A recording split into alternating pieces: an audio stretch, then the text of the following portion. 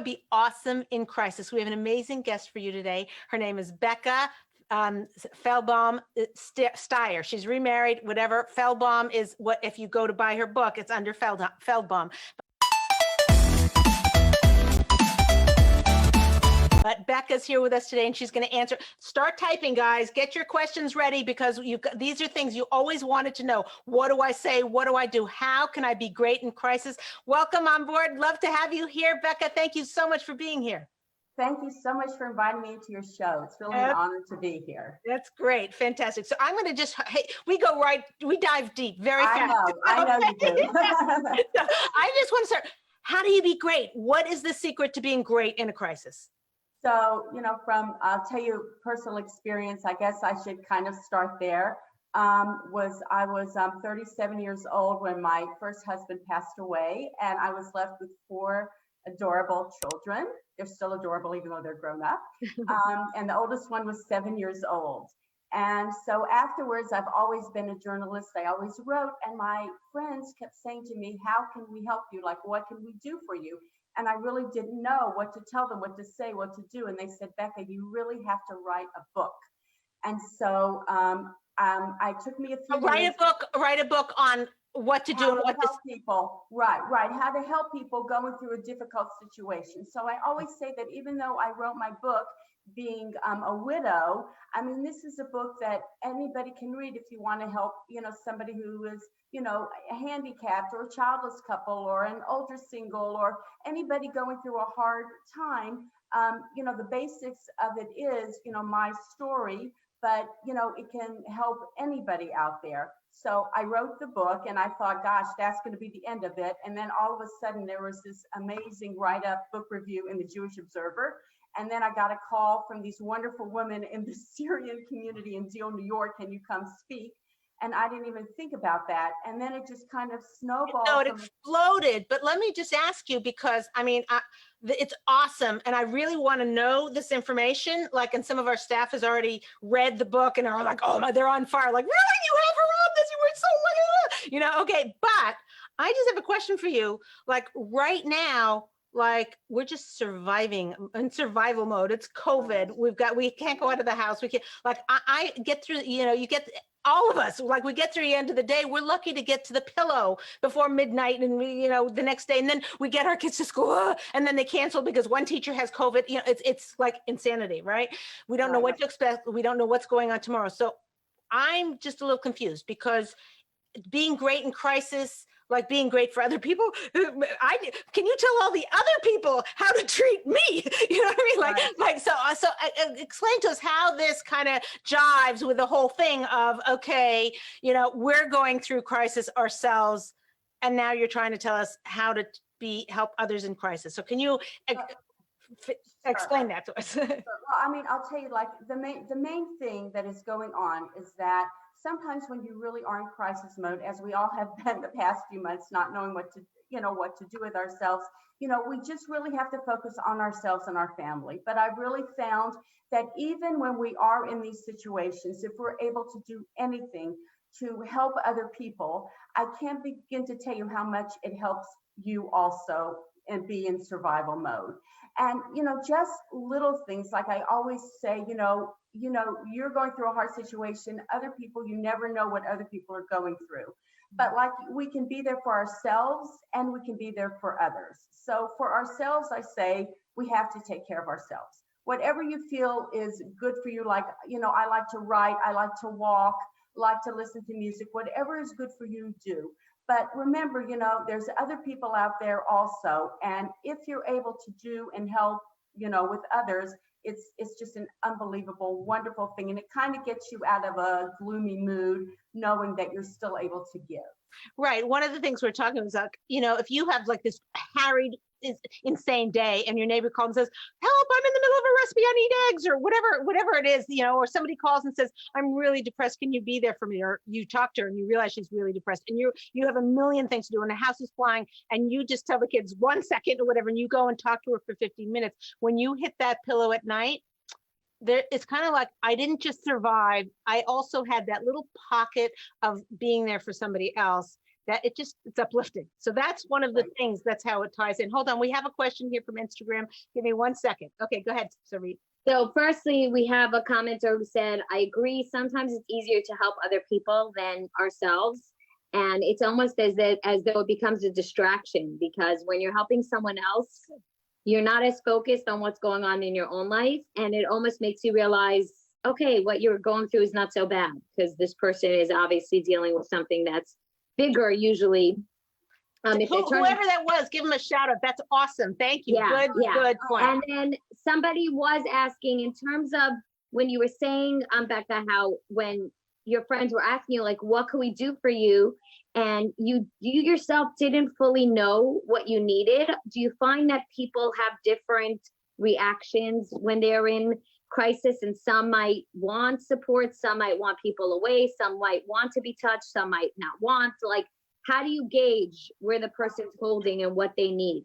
100%. You know, I had so many people that had come up to me and they go, oh, my aunt is a widow, so I know just what you need or what to do for you. And I just have to tell you, even some of my closest friends who were also widows, like, even though we were close, we all needed different things. Like, I always say, like, one of the things was I felt like I needed, and I always talk about this, I went to a religious grief counselor, specifically dealing with things like that for me. Another one of my friends in a million years would never go to a counselor, but like, she read like all of these, different kinds of books, about what people went through. And I kept going, I don't want to read that because I'm living that in my life. I don't want to read that type of book. I wanted to read Agatha Christie mysteries because that kind of got me out of, my mode or whatever I was in. But I just want to answer your question. And I think this is really important. When people hear there's a crisis or something going on, they run in like a bull in a china shop. They're going to be there. They're going to help. They're going to do. And I'm telling you, the best thing you can do for your friend and your family member is just ask. Go to them or somebody who's close to them and ask, what is it that they really need? Just don't take it on yourself. Maybe they don't need more meals. Maybe they're getting 14 meals a day. They don't need that anymore. The best kind of help that you can really do and to give a person is not making them feel bad that you're helping. And it's so simple. Like, I always say, like, everybody thinks you have to do gigantic things to help us, when it's the little things. Say, listen, this is when I go to the grocery store every week. Can I get you something at that time? This is when I go to the post office. This is when I go here. So then people don't feel uncomfortable asking you to help, because we really feel like you're helping us. Leah, you're shaking your head. You like that? Yeah. No, it's fantastic. Yeah, it's actually, Leah, it's amazing, Becca, because what you're saying is so tied to what Leah always says about marriage. Because, like, your husband's not a mind reader, and he's not going to know what you want and what you need. And if you could just say it and express it, and you just said, basically being able to be there and say, like, what do you need, and letting the person be able to. Well, that's right, Sarit. But the reason I love what you said so much is because it's kind of like you are doing it. You're doing a kindness for them, but you're also doing it at the most convenient time. Like, if someone said, can you, you're doing this and you're doing this, and oh, can you go to the grocery store for me? I'd be like, oh, sure. And like, that's very short lived because it's so inconvenient and doesn't work. But if I'm already going there and I'm already doing that, it's like, it takes all of the annoyance out of it. Now, I know there's a thing, the harder the kind act you do, the more meritorious it is, the more credits you get. Okay, I get that. Okay, but we're human, and if it's easier now, right? And what we're going through now, right? Nobody has a chance. We can't do it. Yeah. So if you do it and you tie it into what you're already doing, I love that aspect of it. I had another question for you, which is that if you have a like you're saying, somebody recently, I had something happen. It was very annoying, and I have a couple of friends where I call and this is a lesson. Write this down. Oh, memorize these words. Oh, you poor thing. Okay. So Oh my God. sometimes all I want to hear is, oh, you poor thing. I don't want the solutions. I don't want whatever. So I called up one of my friends and I said, I just need to hear, oh, you poor thing. And so I told her the whole thing. And she said, oh, you poor thing. But if you do this and if you do that and if you do this and whatever, and you must have felt that and you must have felt. And I said, and I just froze. Maybe because I knew you were coming on the show, I had to like be on my game. But I said to her, she said, what? Because I kind of didn't answer. She said, what? And I said, what I really, really need from you right now is for you to say, how do you feel? I need to tell you how I feel, not how you think I should be, how you assume I feel or how I should feel or whatever, and advice. And she's close enough friend that I could do that to. It was such a breakthrough because I feel like now doing that, if whatever happens in my life, I can manage how I'm helped. Right? I was channeling you. I don't know. Right. No, Anyway. it really is. No, I mean, it's like 100% true. Like I say, when people hear that something is going on, in one of the families, they feel like they have to know everything. And I'm going, you know what? You don't have to hear everything. We don't have to know everything. Don't ask intrusive questions, even if there's somebody that you're very, very close with. Because why? They are just learning how to get through this crisis in their life. But like Leah, what you said is sometimes, I would call, I have some very, very close friends who really, really stood by me, when I went through all of this in Baltimore. And I would call them and they go, do you want me to answer you or do you just want me to talk? And I said, could I just talk and cry a little bit? And they go, sure, just go ahead. I'm making a challah or whatever they're doing.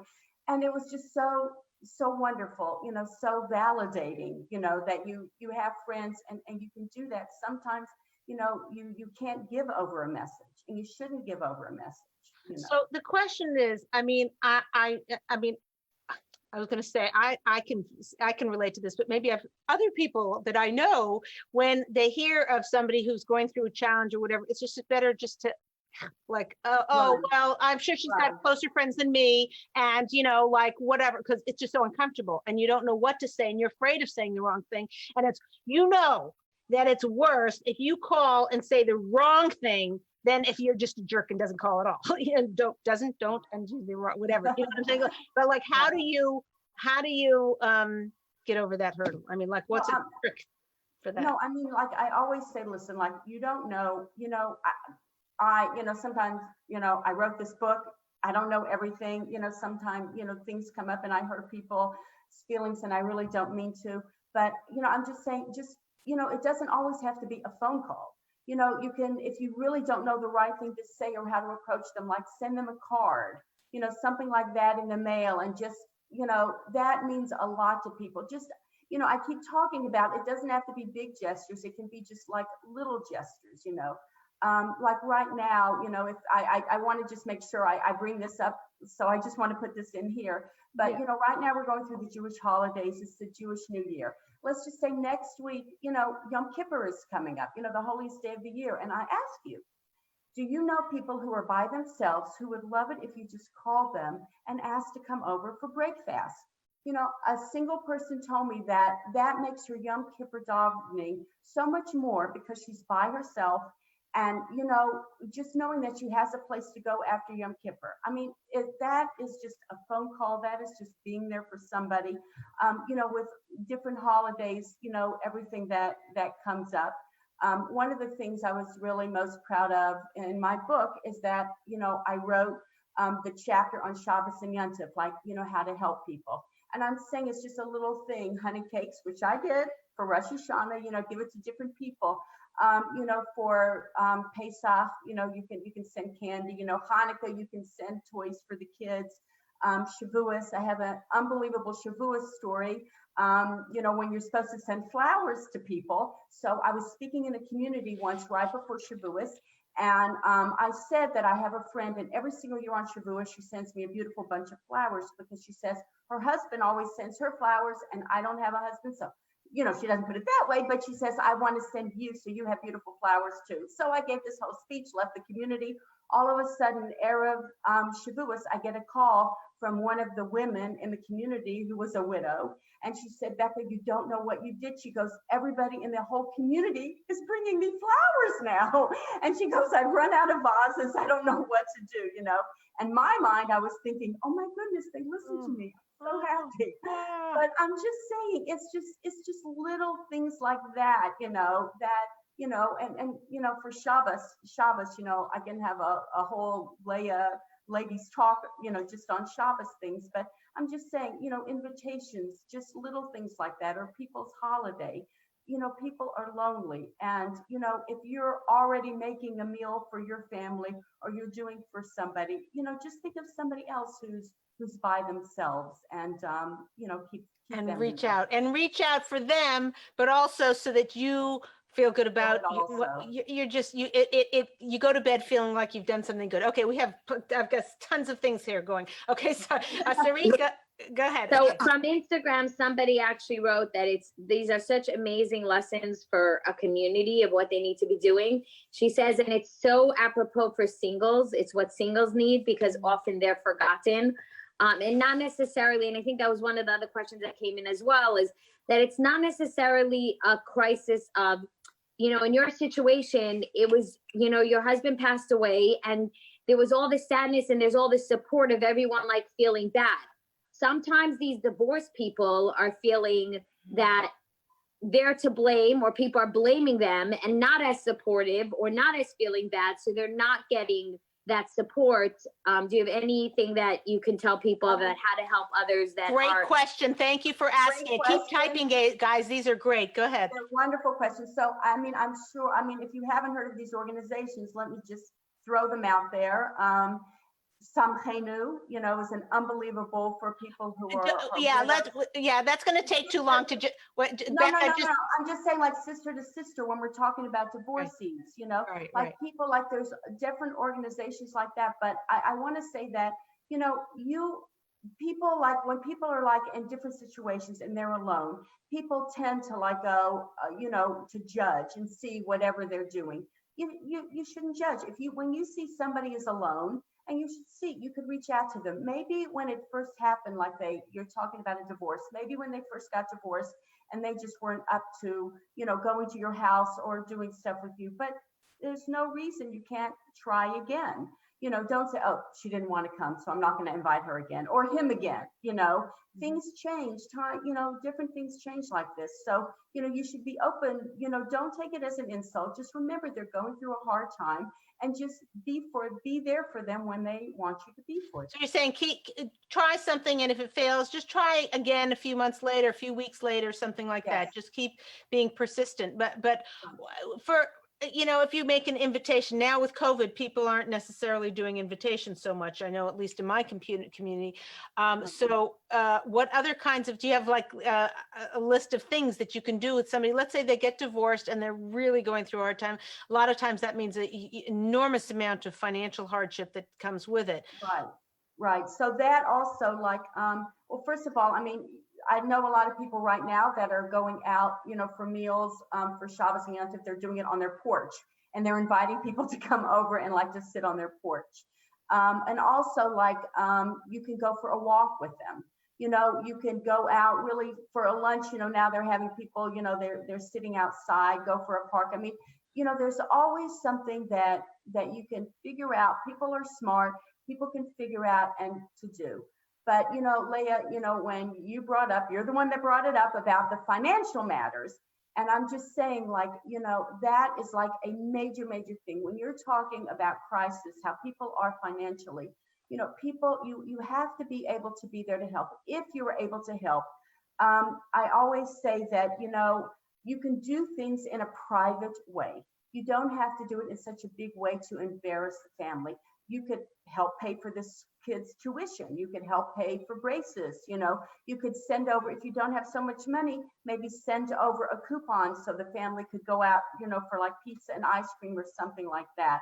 Or send something to a local store where they can get, you know, clothes, you know, a coupon and get that so nobody's embarrassed.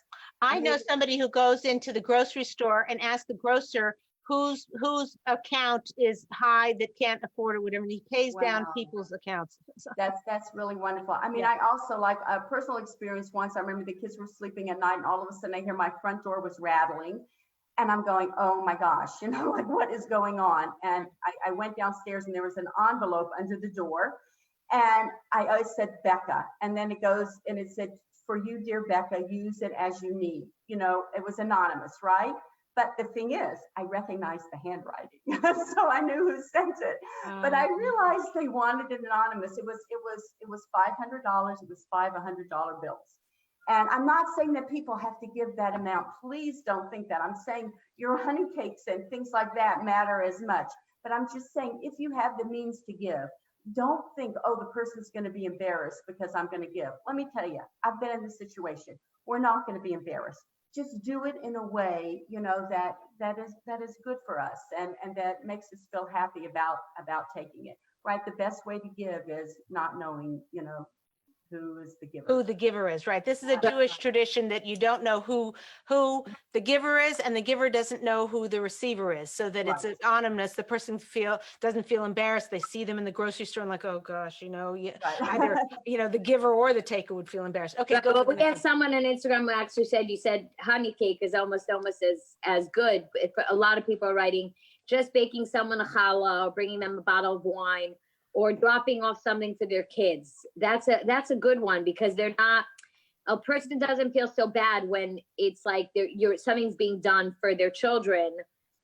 Jigsaw puzzles are big. Exactly, or Legos, or even offering to take the kids for a little bit is like huge to people because I think that's something they don't always get. They're by themselves. They don't have somebody counterbalancing them when they need a break. So that's nice. Right. Well, when, I bring up like, when you're in like a quote unquote, they say crisis situation, or you've gone through something, really hard in your life, the whole family is affected. Like I always talk about this, unfortunately, when people are in the hospital and I'm going, you have to take everybody, like what happens to the sick person mirrors what is going on with everybody else in the family. So you take care of, the person, I'm just using that as an example, who is ill, but you want to be there and help for the spouse. You also want to see what you can do for the kids. Like it's just very, very multifaceted.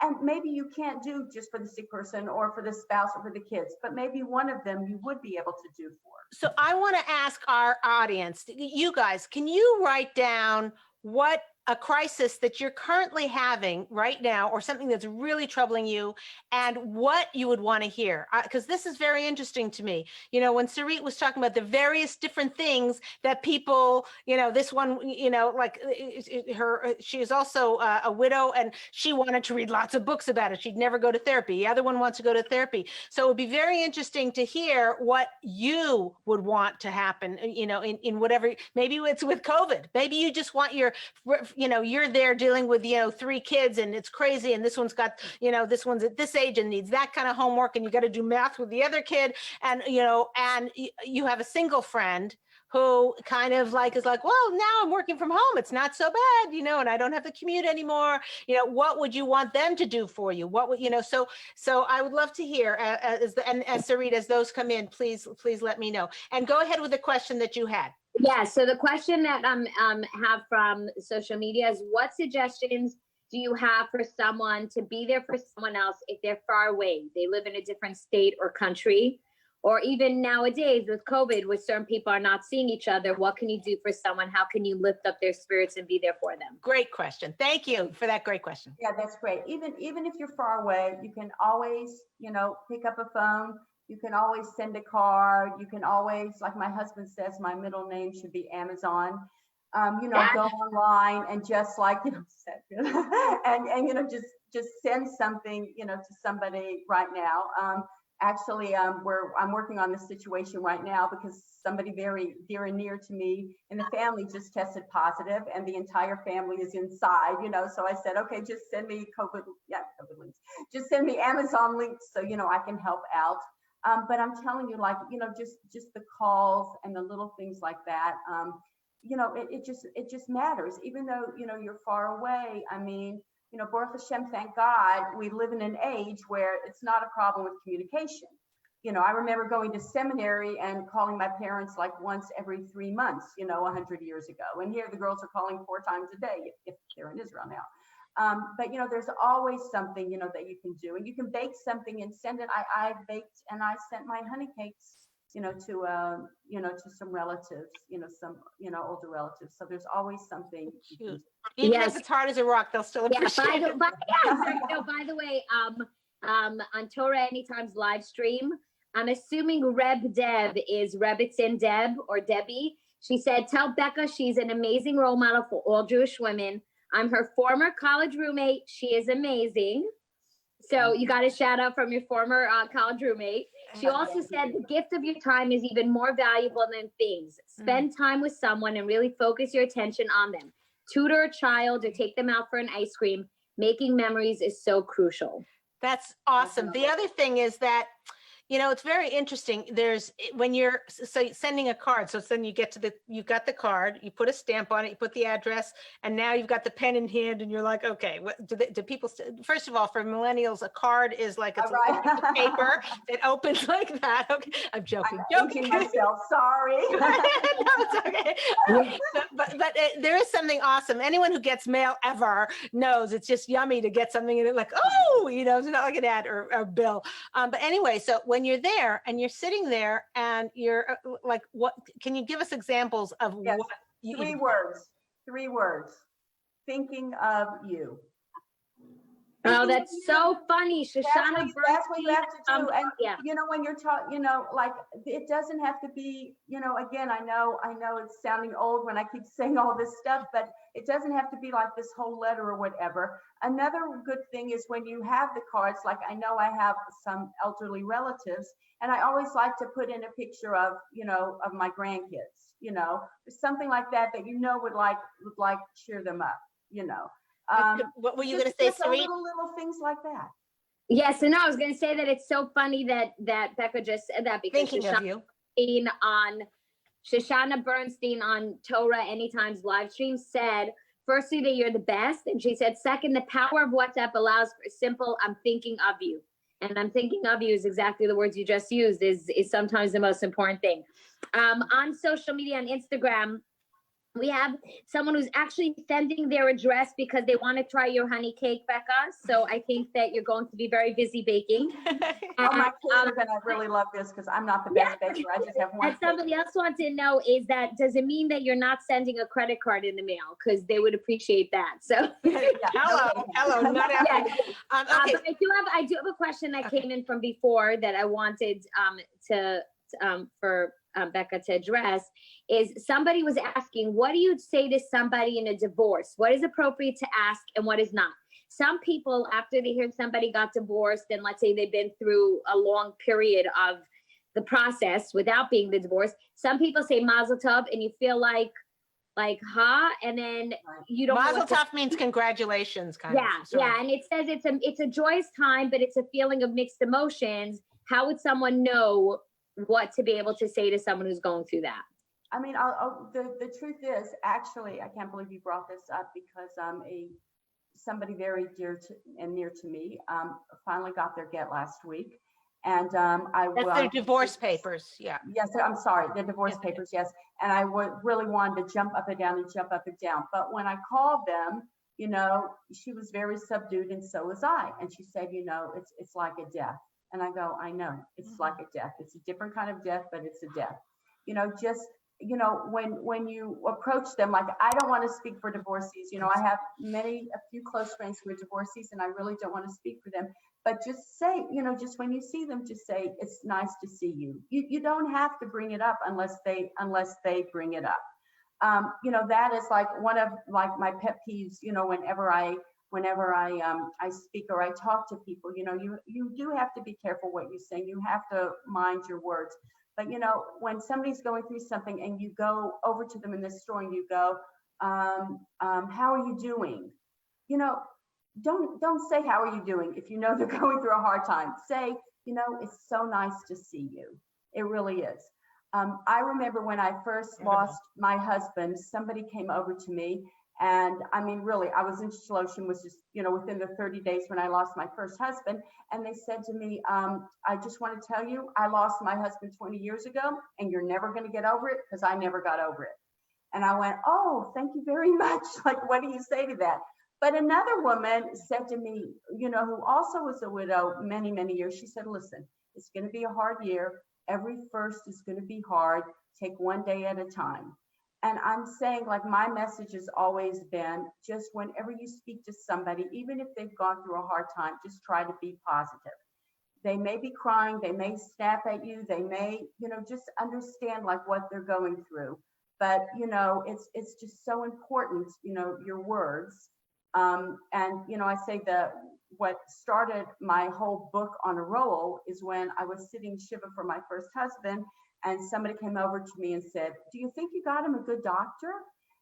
The room was like filled with people, and I go, I got him a really good doctor, And then like other people came over, and they were just with brachas and just such beautiful things. And Becca, we know you're going to do well. And I'm just saying, there's always a balance, but you be the one. And I always try to be the one with the positive message. We try to do the best we can, but be there with the positive message. So everybody should really realize one thing, which is that from our Jewish tradition, there is a very, very powerful thing that if you're always in your own head, life is very, you've got things, it's kind of like being in a room with walls right next to you, that's how life looks. And it can feel very overwhelming, especially with all that we're going through right now.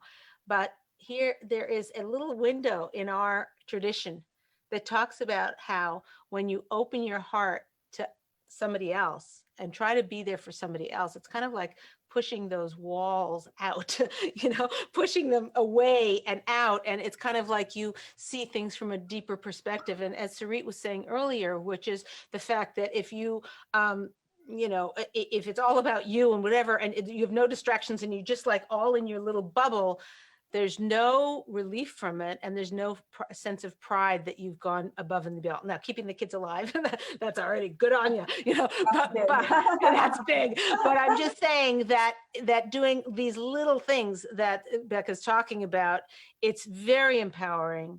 And our tradition is that doing those mitzvahs, those acts of kindness, that chesed, the kindness that we do for others, is really, really good for them, for the community and for other people. But deep inside, it's kind of feeding our soul and nurturing our soul and taking care of our heart and taking care of ourselves in a way that's very deep and powerful. So even if it seems crazy to think like, I'm going to be there for other people, like right now, I'm just in survival, Leah. Are you out of your mind? Becca, you're crazy. This ain't happening, but if you understand that there's a deep spiritual satisfaction that's available there, besides it being the right thing to do and the nice thing to do, learning how to be great in a crisis like this is going to give you some tools to just get out of yourself and to weather this storm better than you thought possible. So we've got another question here coming in from Instagram. They're tapping here. Okay, go ahead. Yeah, actually, by the way, if you could only see the hearts, we have so many hearts flying through Instagram. It's not even funny.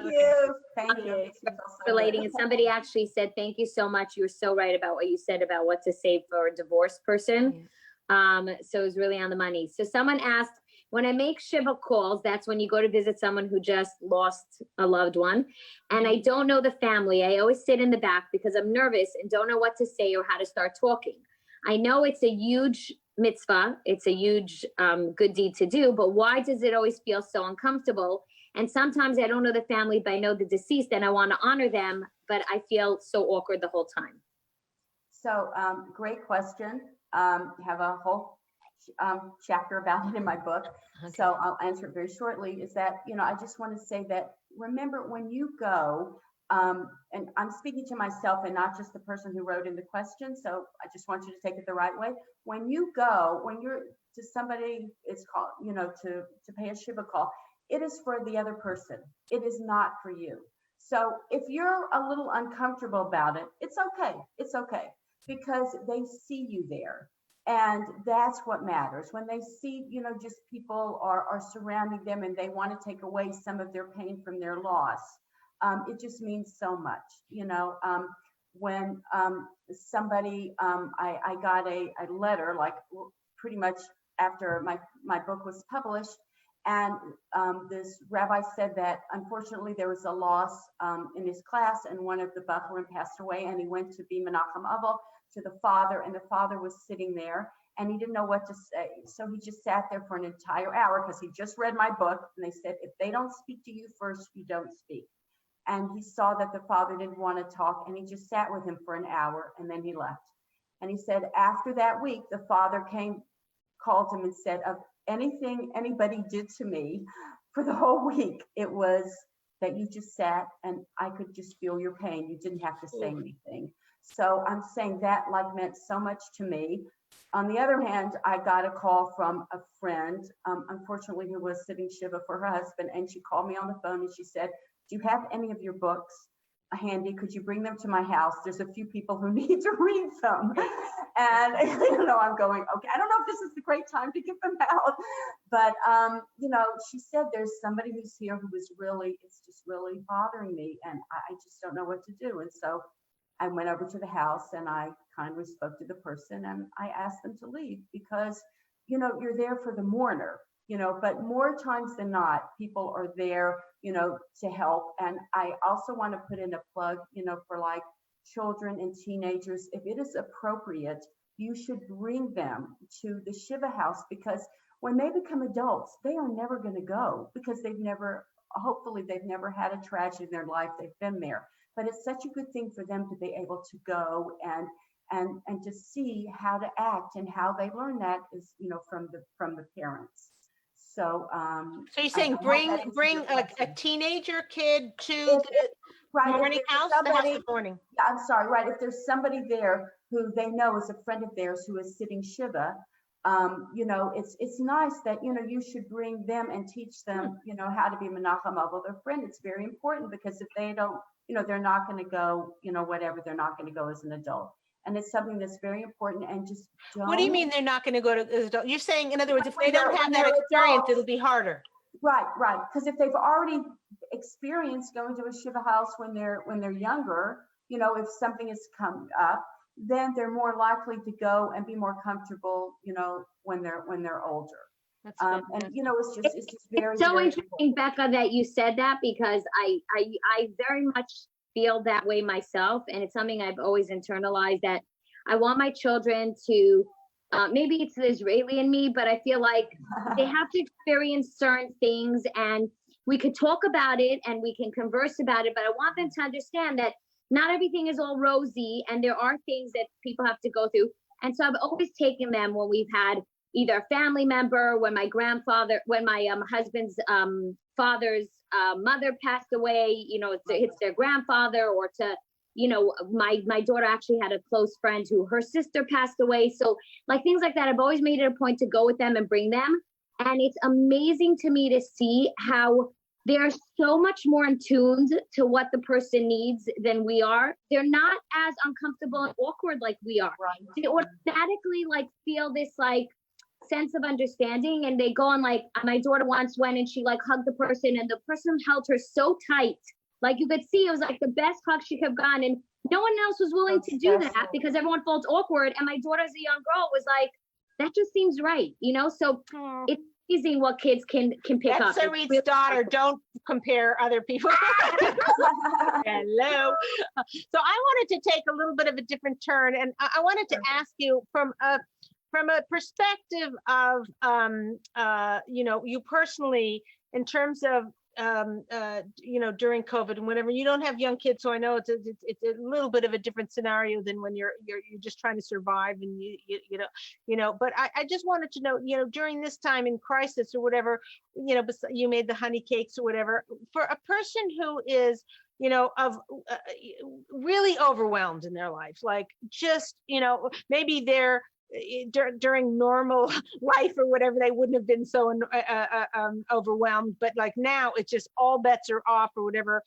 Can you just list out certain things and who we should be looking for? Many times, is it from the outside in, like this person has a crisis, so let me help them, or is it I should be? I remember there was one man in the community, a rabbi in the community. He's just an amazing thing, and it's said of him that he looks for mitzvahs, like other people, this happens and that happens, and so they're reactive to anything that goes on around them, whereas he was driving carpool for one day, and there was a kid in the back seat, and says, oh yeah, my auntie, mazel tov, congratulations, my auntie got engaged. And the other boy said, oh, are your parents going to the wedding? And they said, oh, no, it's too expensive. And who's going to watch the kids? Fine. So he drops all the kids off at the places.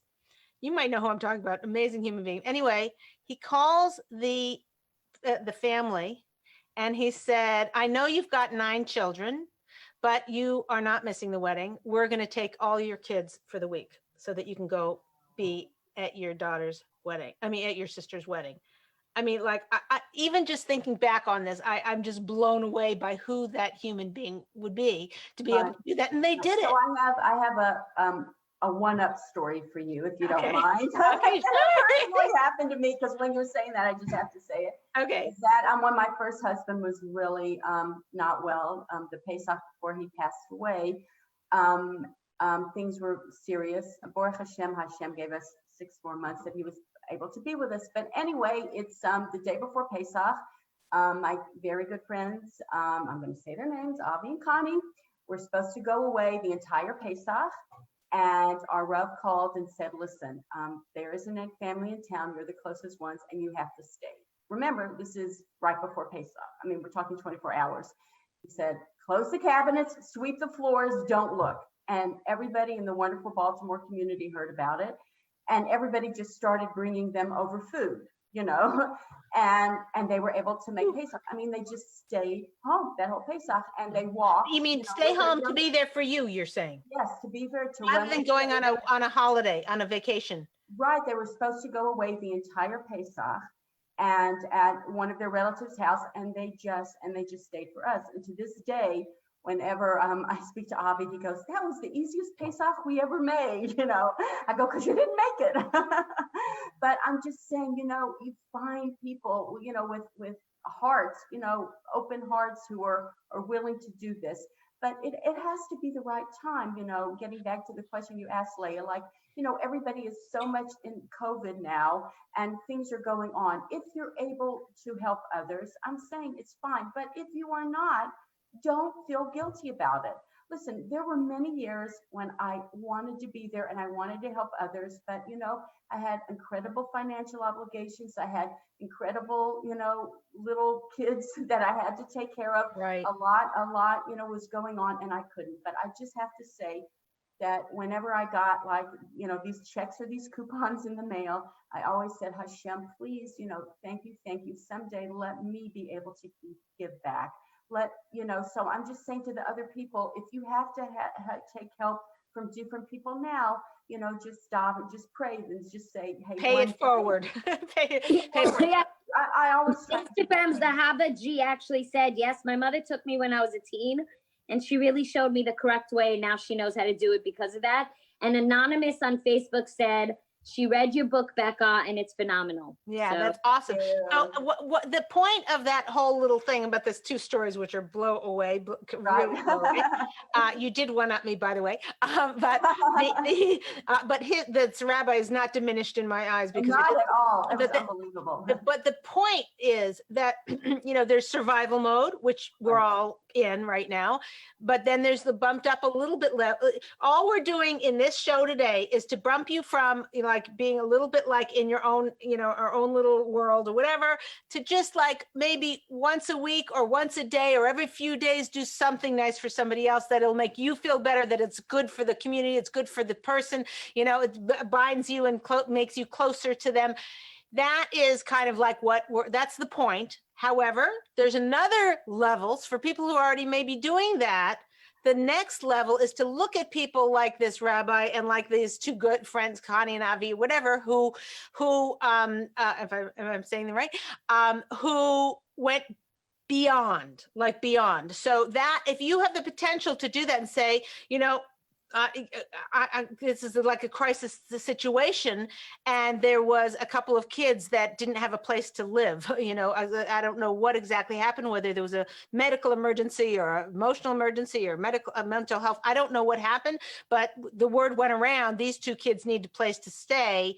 And people said by the time they called, the kids were already gone. I'm thinking, you know, this is a crisis, and you take two kids that you don't, you know, kind of orphany. I don't know how long it was. I don't know any of the details because that wasn't public information, but the information, can they find somebody who was, and somebody took those kids. And I'm just like, oh my goodness. So if you know yourself and you can rise up to the, you know, a level or whatever, that is just phenomenal. That's not just being great in a crisis, that's being superlative superhero in the crisis. So, but for right now, for us average people who are just trying to survive, it's reacting to things that need to happen, maybe noticing one or two little things you can do that they didn't realize.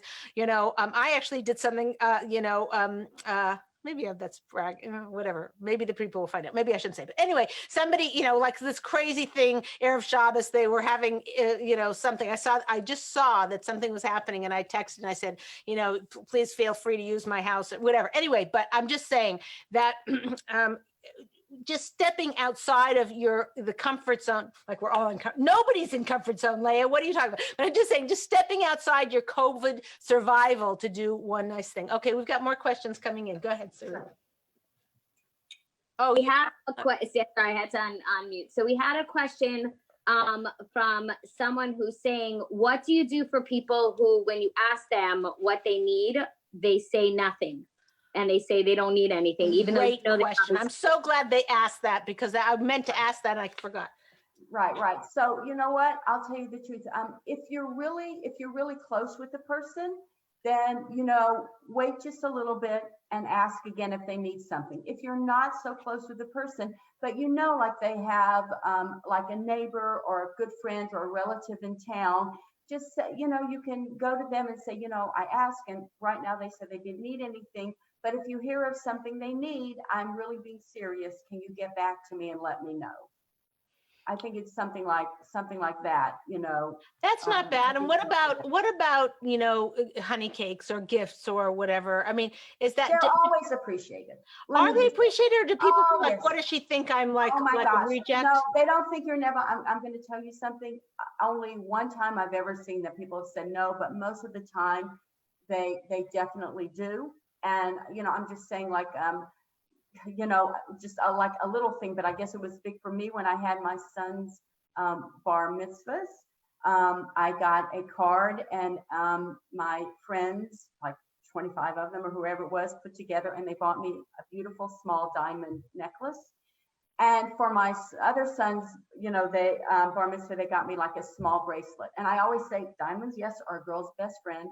But it doesn't just have to be diamonds, because I'm not that type of person really, but because my friends are the diamonds. They're the ones that did this for me. But they said, you know, at certain times our husbands give jewelry and you don't have a husband, and this is what we want to do for you. So I'm saying, when you know, like somebody who's single or going through a hard time, or if it's yontif, or especially when it comes to, you know, some kind of simcha, you know, we're talking like, you know, weddings, bar mitzvahs, you know, happy occasions like this. And you know, like they're by themselves. It's just so nice for a group of people to get together and you know, just get them a little gift. And let me tell you, it will be appreciated. It will definitely be appreciated. Fantastic. Okay, go ahead. I see them waving over here. Okay, good. Yeah, yeah. So on Instagram, they said, yes, these little things are so appreciated. And that somebody actually wrote that one of her best friends passed away when she was 21. It was shocking and out of nowhere. And she says, I still dream and think of them, and wanting to reach out to their mother to share it. But obviously, so many people find that they don't know what to say when it happens, and then they regret not saying anything, and then time passes and they feel like they can't say anything anymore. So there's just this awkwardness of like, I never said what I should have said. Right. So that's why okay, that's a great question. But, you know, that's why I always say, if you're able to make a Shiva call, you should do it, because then the people see you, and then you never feel so awkward around them. But I just want to say that it is never too late. We're human beings, people go through different things in time, and we mature. And if there's something that you want to share with them, you should definitely do it. If there's just some memories I'm always thinking of her, and every time I go into this store where we used to shop together, I think of her. You should definitely write the note. It's never too late. Things are like always appreciative. I've gotten calls, I've gotten a few cards, when it's been years after, my first husband's uricide, and they say, I just remembered something that, I just wanted to share with you. So, it's just a wonderful thing to do. That's the thing. People should not feel awkward or uncomfortable. Do it. Just go ahead. Well, she's saying, and this I can relate to other people who may be thinking that, no, me, is that, after you don't do the right thing, the more time that passes, the more, awkward it feels. Right. But I think it's just a point of growing up. Listen, before I had my loss in my life, unfortunately, then, I didn't know how to approach people. A few years before my first husband became sick and passed away, I was in a grocery store, and I remember this. I even remember the aisle I was in, and there was a couple who had just lost an adult child. And I did not know, oh my gosh, like I didn't make a Shiva call because I really didn't know them. And they're going, and it was late at night. And I was ducking in and out of aisles to avoid them, And, now when I'm thinking about it, I'm going, oh my gosh, like that was just ridiculous. Just treat them as normal. What would have been the right thing to do?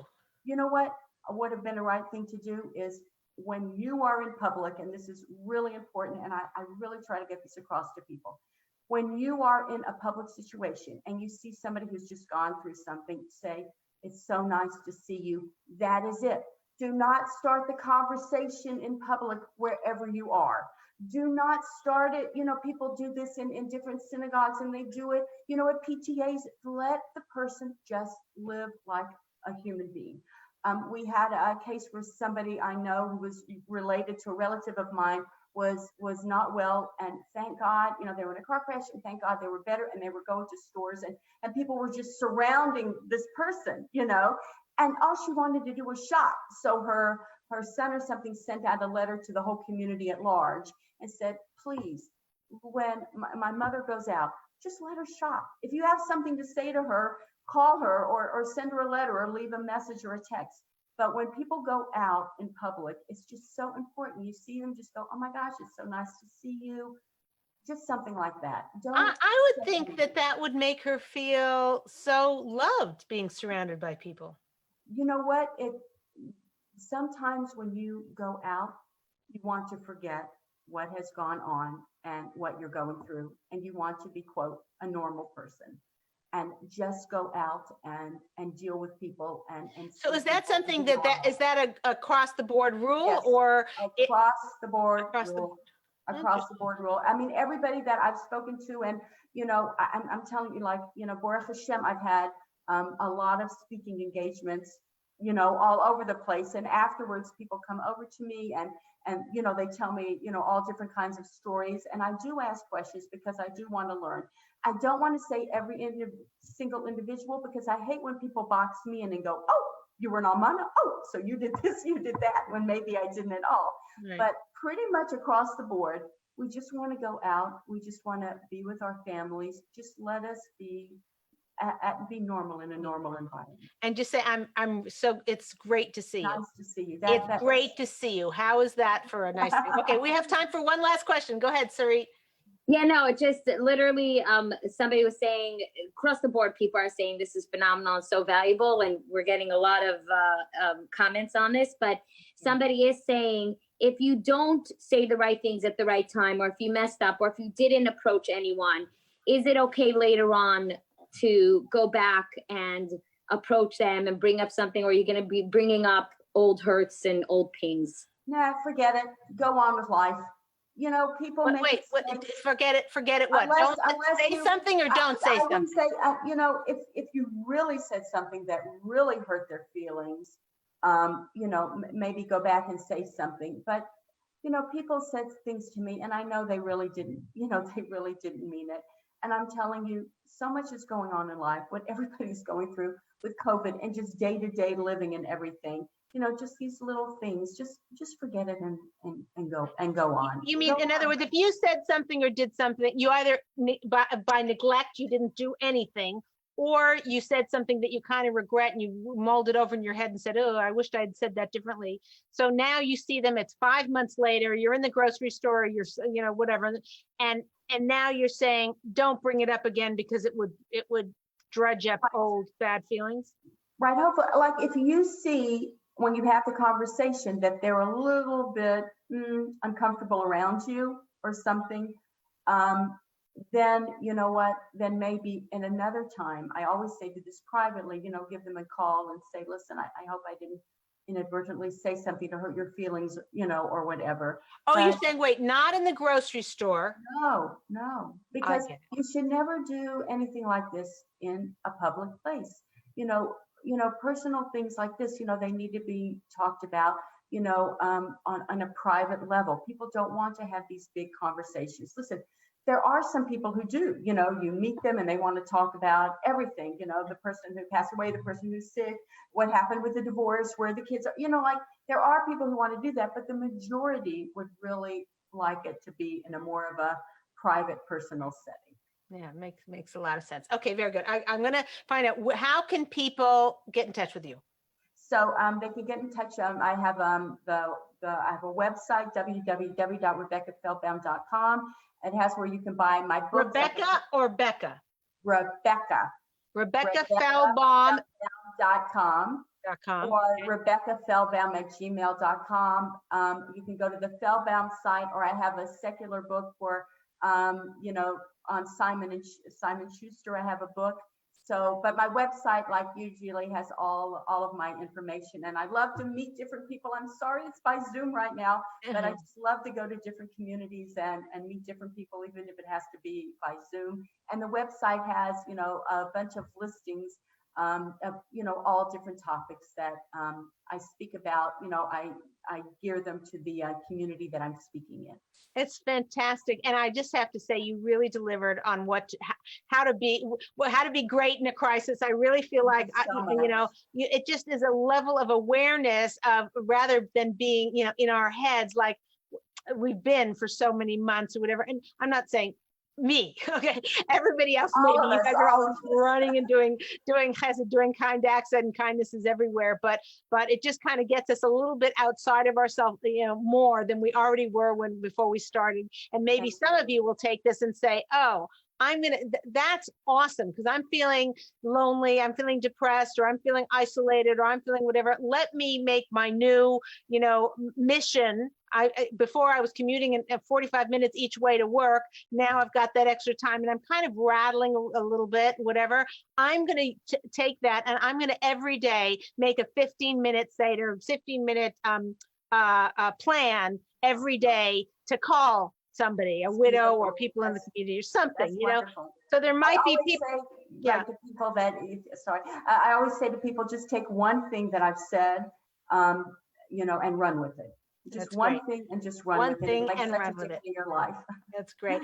Okay, this is Leah Richeimer for the Ladies Talk Show. I'm so grateful for you all being here today. Thank you, Becca, and thank you, Sarit and team, and we'll see you next time.